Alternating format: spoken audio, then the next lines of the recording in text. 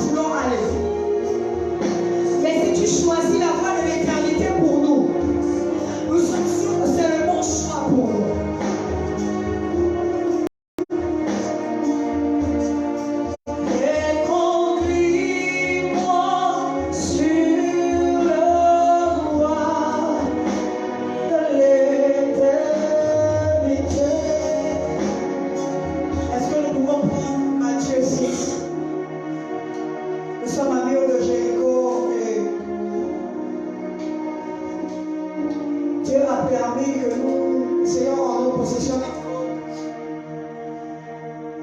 pour que tous les murs de Jéricho, tous les murs érigés dans nos vies soient ébranlés.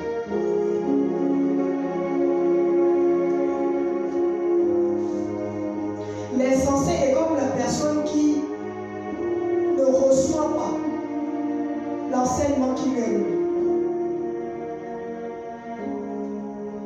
Ou parce que l'enseignement qui nous est donné ne cadre pas forcément avec ce que nous voulons. C'est aussi un caractère de l'insensé. Matthieu 6,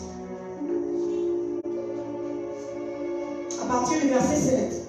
En priant, ne multipliez pas de vêtements, comme les païens qui s'imaginent qu'à force de paroles, qu'ils seront exaucés. Ne leur ressemblez pas, car votre Père sait de quoi vous avez besoin, avant que vous ne lui demandiez. Voici donc comment vous devez prier. Le terme de mur de Jéricho, c'est que ton règne vienne. Que ton règne vienne. Le thème du mur de Jéricho, c'est que ton règne vienne. Le verset 9 dit, voici donc comment vous devez prier. Notre Père qui est aux cieux, que ton nom soit sanctifié, que ton règne vienne, que ta volonté soit faite sur la terre comme au ciel. Donne-nous aujourd'hui notre pain quotidien. Pardonne-nous nos offenses, comme nous pardonnons aussi à ceux qui nous ont offensés.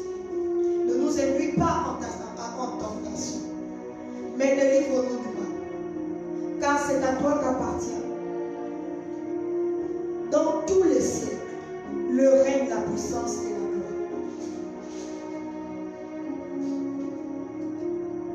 Ne nous induis pas en tentation, mais délivre-nous du mal. Sinon, la prière qu'est suggérée aux chrétiens de faire, la fin de toute chose, c'est délivre-nous du mal. C'est que le mal se couche à notre porte. C'est que le mal est une loi qui fait partie de l'être humain. Dans le jardin d'Éden, Dieu dit à Adam qu'il a placé l'arbre de la vie, de la connaissance du bien et du mal. Ce qu'il suggère à Adam, c'est de manger de tous les fruits du jardin, mais de ne pas manger aux fruits, à l'arbre de la connaissance du bien et du mal. Parce qu'en réalité, le bien et le mal sont deux poids qui gouvernent le monde. Sont deux poids, sont deux lois qui gouvernent l'être humain. L'être humain a la capacité de faire le bien. L'être humain a également la capacité de faire le mal. C'est donc deux lois qui sont égales. Tu as la capacité de prévaloir la loi du bien dans ta vie, comme tu as la capacité de prévaloir la loi du mal dans ta vie.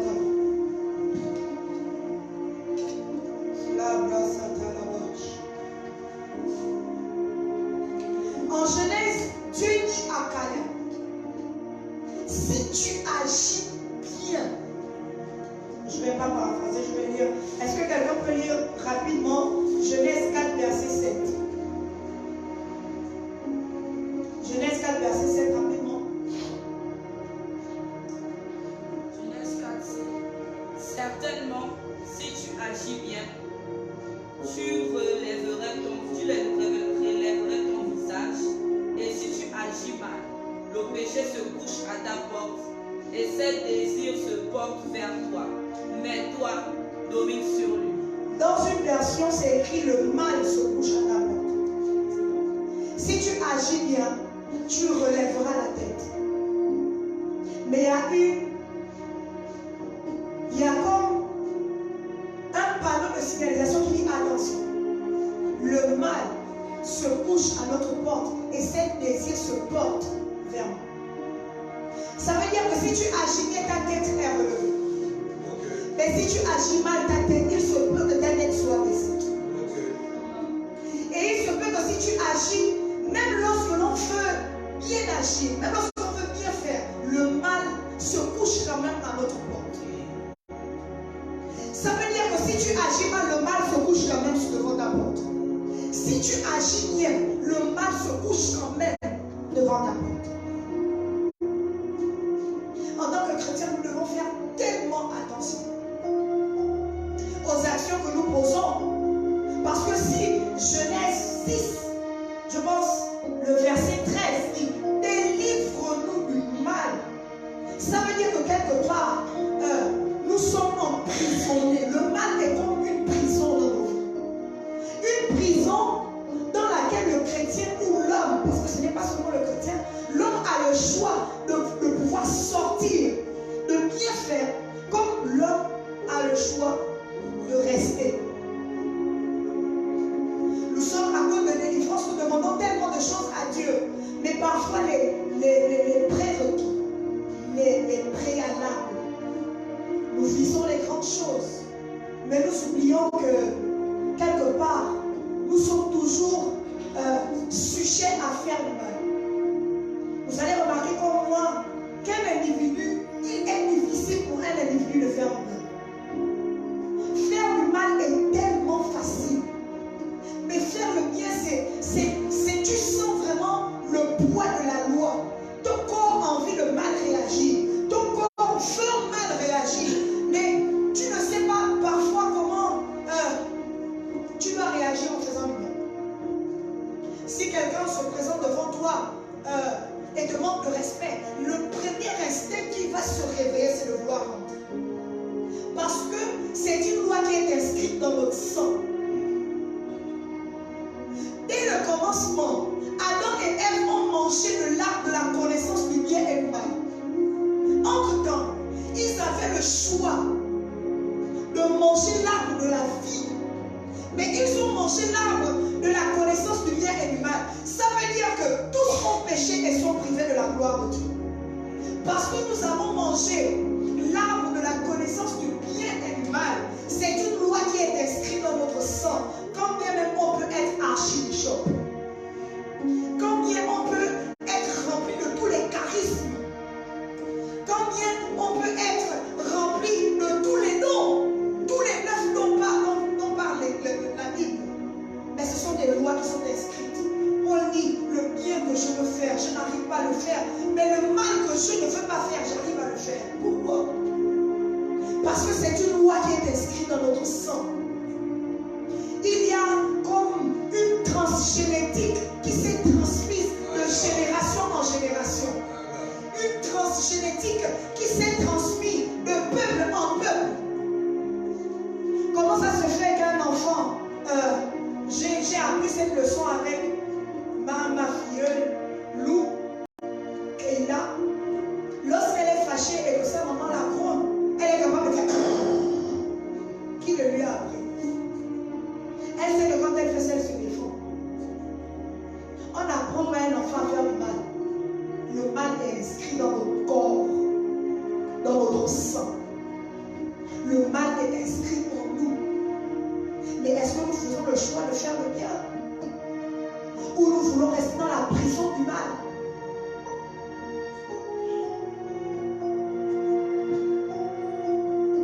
La Bible dit, quand Dieu dit à Caïn que le mal se couche à ta porte, domine sur nous. La seule façon de vaincre le mal qui est inscrit dans nos corps, dans notre sang, c'est de pouvoir dominer. Lorsqu'on parle du péché de l'impudicité, la Bible nous recommande de fuir. Lorsqu'on parle du diable, il dit résistez-le avec une foi ferme et il fuira. Je suis choquée que lorsque c'est le péché de l'impudicité, c'est l'impudicité. Lorsqu'on fuit l'impudicité, on doit fuir l'impudicité. Mais lorsqu'il s'agit du diable, on demande de le résister avec une foi ferme. Donc en fait, pour vaincre le diable, ce n'est pas avec les outils quelconques, c'est avec la résistance, avec une foi ferme. Or la foi vient de ce que l'on entend, et ce que l'on entend vient de la parole, de la bouche de Dieu. L'homme ne vivra pas seulement de pain, mais de toute parole sortant de la bouche de Dieu.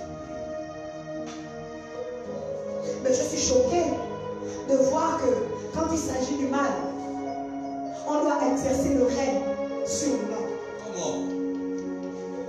Lorsqu'on parle de dominer, on parle de la seigneurie. Lorsqu'on dit en fait, mon Seigneur, Seigneur, Seigneur, tu invoques en fait ton dominateur, celui qui domine sur toi. Voilà pourquoi Sarah pouvait appeler son mari Seigneur.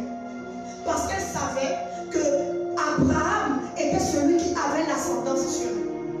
Abraham était celui qui dominait sur elle. Donc nous, lorsqu'on appelle Dieu Seigneur, on appelle en fait notre dominateur.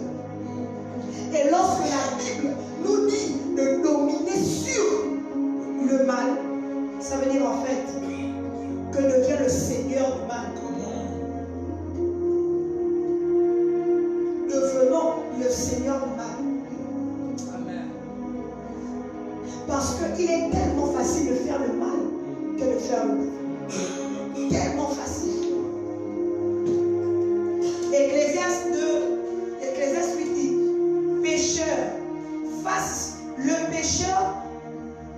fasse 100 fois le mal, qu'il y persévère longtemps. Mais je sais aussi que le bonheur appartient à ceux qui craignent Dieu parce qu'ils ont la crainte devant lui. Il se peut que si jusqu'aujourd'hui tu n'es pas heureux, tu n'es pas épanoui dans la chrétienté, tu n'es pas épanoui dans la vie que tu dois mener, c'est parce que tu n'arrives pas à dominer sur le mal. C'est parce que tu fais le choix de laisser parler plus fort la loi du mal que la loi du bien. Et je suis choquée parce que quand Christ est à la croix, il dit à Dieu, pardonne-leur, car ils ne savent pas ce qu'ils font. Mais ils savaient bien ce qu'ils faisaient. Ils ont percé le côté de Jésus. Ils savaient que lorsqu'il lui mettait la couronne d'épines, le sang allait couler. Ils savaient bien que lorsqu'il mettait le vinaigre, ça allait piquer sur ses plaies. Mais Dieu dit, celui qui est le bien parfait, celui qui n'a commis aucun péché, il dit, Père, pardonne-leur, car ils ne savent pas ce qu'ils font. C'est parce qu'en fait, il a l'information comme quoi il y a deux lois qui gouvernent nos vies. La loi du bien et la loi du mal. Ils ne savent pas ce qu'ils font parce qu'en fait, ils se laissent diriger par le mal. Ils laissent que la loi du mal prenne l'ascendance sur la loi du bien. Ils savent qu'ils peuvent faire le bien, mais ils n'arrivent pas à faire le bien. Ils se sentent obligés de faire le mal. Parce qu'en fait, le mal a un volume de fois plus élevé que la loi du bien. Est-ce que Christ peut nous délivrer de la loi du mal? Et pour être libre, et pas pour être libre, mais pour faire taire ou baisser le volume de la loi du mal dans nos corps, dans notre sang, dans notre vie, il faut que nous sachions dominer. Le mal se couche à ta porte. Et ses désirs se portent vers toi. Ça veut dire que le mal a des ressentis. Le mal, j'ai envie de dire, je ne sais pas si le désir est une émotion. Ça veut dire que le mal a des émotions. Ça veut dire que le mal a des désirs. La foi, lorsque on nous demande de faire le bien, la foi qui nous incite à faire le mal, la foi qui prêche l'évangile contraire à celle de Christ dans nos sangs. Je ne sais pas si quand vous avez déjà été confronté, lorsque vous êtes tellement en colère, vous écoutez même les fois que la personne qui est en face de toi ne vous a pas dit. La foi te demande de faire le mal. La foi te demande de répondre de sorte que la réponse que tu donnes puisse faire tellement du mal à la personne en face. Mais ce n'est pas simple. Ce n'est pas simple. C'est parce qu'en nous, il y a deux lois. Et parfois, nous décidons. Il y a aussi cette petite foi-là qui essaie de te raisonner un peu. Que tu n'es pas obligé de faire ça. Tu n'es pas obligé de réagir comme ça. Mais tu laisses dominer la foi du mal sur toi. Ça veut dire, en fait,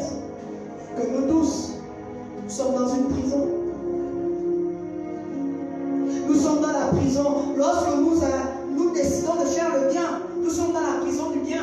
Mais en face de nous, il y a la prison du mal. Parfois, ce que nous ne savons pas, c'est que nous faisons échange de cellules simplement. Tu es dans la cellule du bien. Mais lorsqu'on secoue un peu la ligne qui est en toi, tu fais toi-même le choix de changer les cellules. Ça veut dire en fait que tu as la serrure de la cellule du bien, de la serrure ou la clé de la serrure du mal. Et toi-même, tu décides de te loger là où tu es. Parce qu'à la fin de la journée, chacun de nous, il nous présente le bien. Il dit, je vous présente la vie et la mort. Je te suggère de choisir la vie. Ça veut dire que si on a le pouvoir ou la capacité de choisir la vie, c'est qu'on a la capacité de choisir la mort. Mais lorsqu'on fait le choix de choisir la mort, il ne faudrait pas que l'on se pose des questions, de savoir en fait pourquoi tout meurt autour de moi. Mais c'est parce que tu as fait le choix de laisser le volume de la loi du mal parler plus fort.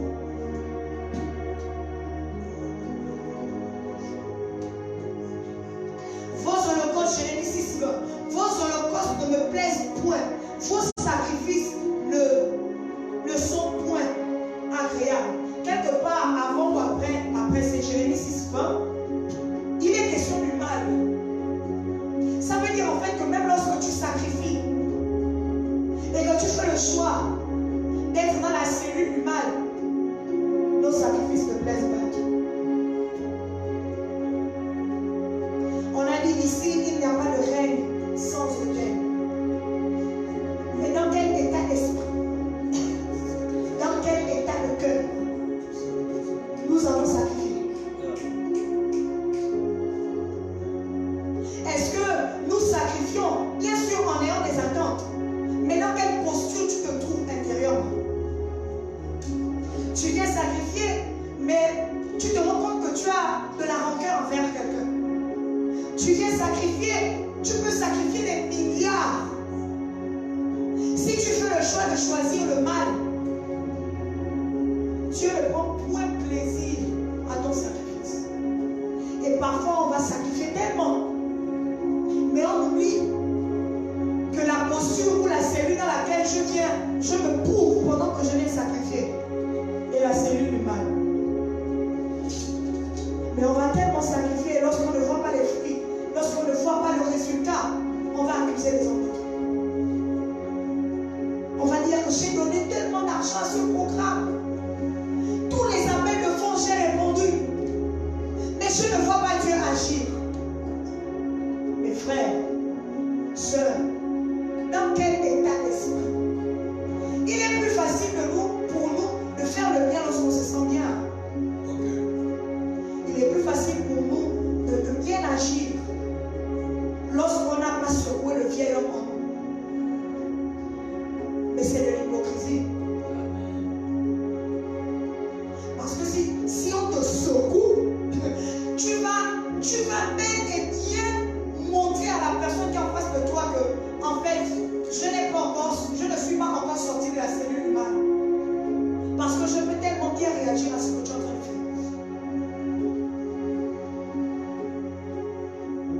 faire. Et moi, ça me bénit.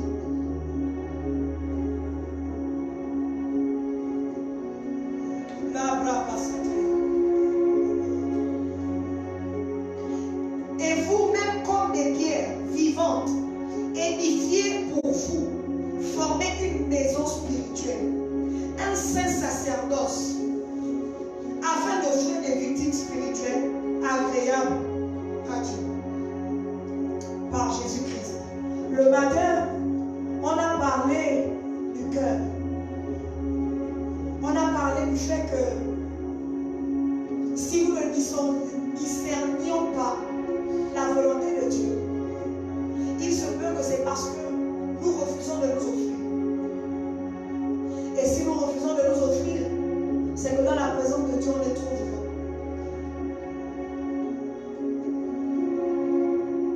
La Bible dit la nature ne vous enseigne-t-elle pas? Et je disais à propos de guérison le matin que s'il y a des personnes qui sont internées dans les hôpitaux pour cause d'une maladie, il y a plusieurs d'entre vous qui sont internés spirituellement.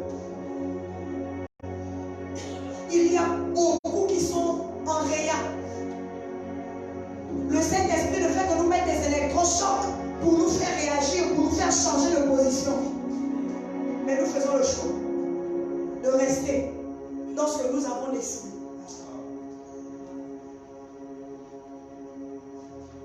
La délivrance n'est pas... Ensuite, tu peux changer de la délivrance n'est pas forcément comme nous le pensons.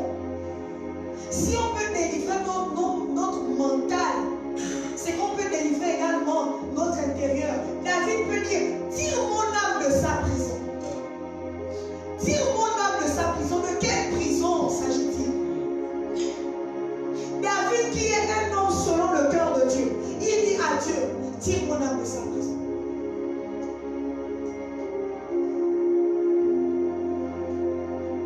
Est-il possible que tout ce à quoi nous aspirons, nous ne parvenons pas à l'obtenir parce que nous sommes entre les deux lois qui gouvernent nos vies? Je veux que nous lisions Romains 7, on va lire tout le chapitre et on va prier.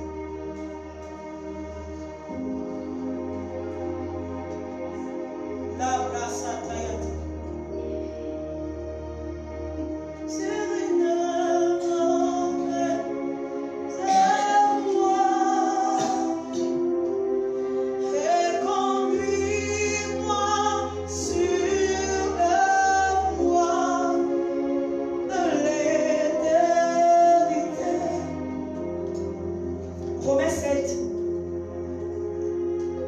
Ne savez-vous pas, frère, que je parle des gens qui connaissent la loi?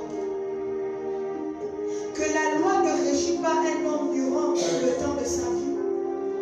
Ainsi, une femme mariée, liée par la loi à son mari, tant que celui-ci est en vie, mais s'il vient à mourir, elle est libérée de la loi qui est liée. Donc, si je suis vivant, si du vivant de son mari, elle appartient à un autre homme, elle sera considérée comme adultère. Mais si son mari meurt, elle est affranchie de cette loi et peut appartenir à un autre sans adultère. Quelqu'un peut m'avoir un téléphone dans les 30 secondes?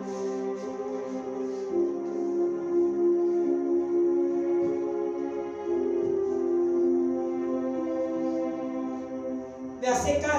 Il en est de même pour vous, mes frères. Par la mort du Christ, vous êtes vous aussi morts par rapport à la loi, pour appartenir à un autre, à celui qui est ressuscité des morts, pour que nous portions du fruit pour Dieu. Lorsque nous étions encore livrés à nous-mêmes, les mauvais désirs suscités par la loi étaient à l'œuvre de nos membres, pour nous faire porter les fruits qui mènent à la mort. Ça veut dire que s'il y a des fruits qui mènent à la vie, il y a des fruits qui mènent à la mort. S'il y a une loi qui mène à la vie, il y a également une loi qui mène à la mort. Mais maintenant, libérés du régime de la loi, mort à ceux qui nous gardaient prisonniers, nous pouvons servir d'une manière nouvelle par l'esprit et non sous le régime de la lettre de la loi. Que dire maintenant? La loi se confond-elle avec le péché? Loin de là. Seulement, il n'y a pas eu la loi. Je n'aurais pas connu le péché et je n'aurais pas su ce qu'est la convoitise si la loi n'avait pas dit tu ne convoiteras pas. Mais alors le péché, prenant appui sur le commandement, a suscité en moi toutes sortes de désirs mauvais. Car sans la loi, le péché est sans vie. Pourtant, autrefois, sans la loi, je vivais.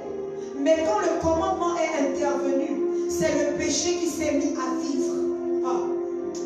Et moi, je suis mort. Ainsi, ce qui s'est produit pour moi, c'est que le commandement qui devait conduire à la vie m'a conduit à la mort. Car le péché a pris appui sur le commandement et il m'a trompé et m'a donné la mort en se servant du commandement. En fait, il est en train de nous dire ici, lorsqu'on te demande de ne pas pécher, voyez-vous, lorsqu'on a demandé à Adam et Ève de ne pas manger de l'arbre